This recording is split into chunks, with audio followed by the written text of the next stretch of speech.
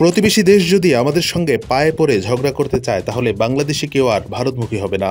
আমরা প্রতিবেশীর সঙ্গে শান্তিতে থাকতে চাই, কিন্তু তাদের বর্তমান অবস্থা দেখে মনে হচ্ছে সেটা তারা চায় না। এমন মন্তব্য করেছেন নৌ পরিবহন এবং শ্রম ও কর্মসংস্থান মন্ত্রণালয়ের উপদেষ্টা ব্রিগেডিয়ার জেনারেল অবসরপ্রাপ্ত ডক্টর এম সাখাওয়াত হোসেন।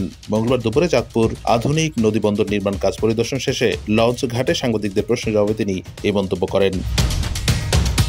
শ্রম ও কর্মসংস্থান উপদেষ্টা বলেন, ভারতীয় হাই কমিশনারকে তলব করা হয়েছে অথবা তলব করা হবে। ভারতের সঙ্গে আমাদের কোনো খারাপ সম্পর্ক ছিল না। আমাদের দেশে অন্য ধর্মাবলম্বী যারা আছেন তারা আমাদের দেশের নাগরিক, তাদের নিরাপত্তার বিষয় আমরা দেখব এবং সরকারের কাজই হলো এটি। বন্দরের নির্মাণ কাজে অনিয়ম প্রসঙ্গে তিনি বলেন, পূর্বে যারা কাজটির অনিয়ম কিংবা চুরি করেছে তাদেরকে আর জাল দিয়ে ধরে আনা যাবে না। এখন যাতে করে কোনো ধরনের চুরি না হয় সেটি আমাদের দেখা দরকার। নানা কারণে কাজটি করতে দেরি হচ্ছে, যে কারণে নিজেই দেখার জন্য এসেছি। যে প্রতিষ্ঠান কাজটি নিয়েছেন তাদের পূর্বে চিন্তা করা দরকার ছিল কাজটিতে চ্যালেঞ্জ আছে।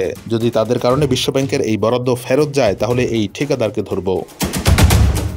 এম সাখাওয়াত হোসেন বলেন, চাঁদপুরে একটি ভালো প্রকল্প হচ্ছে। আমি চাঁদপুরবাসীর কাছে অনুরোধ করব, আপনাদের যা যা সহযোগিতা করা দরকার তাই করুন। অনেকে এখানে অবৈধভাবে বিভিন্ন স্থাপনা তুলেছেন, বলছেন রেলওয়ের জায়গা। আমরা কারোর সঙ্গে আপোষ করব না। উন্নয়ন কর্মকাণ্ড আপনাদের অর্থাৎ জনগণের জন্য। এখানে আমরা এসে থাকবো না। আপনারা ব্যবহার করবেন। এটি নির্মাণে যদি কোনো অনিয়ম হয় সে বিষয় তুলে ধরেন। মেঘনায় ড্রেজারে অবৈধভাবে বালু উত্তোলন প্রসঙ্গে উপদেষ্টা বলেন, আমি ঢাকা থেকে আসার সময় চাঁদপুর ও মুন্সিগঞ্জের মাঝামাঝি শার্টনল এলাকায় দেখেছি ড্রেজার দিয়ে বালু উত্তোলন করছে।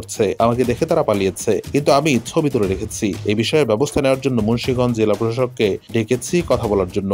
আমি সেখানে যাব। যারা অবৈধভাবে বালু উত্তোলন করছে তাদের বিষয়ে ব্যবস্থা নেওয়া হবে।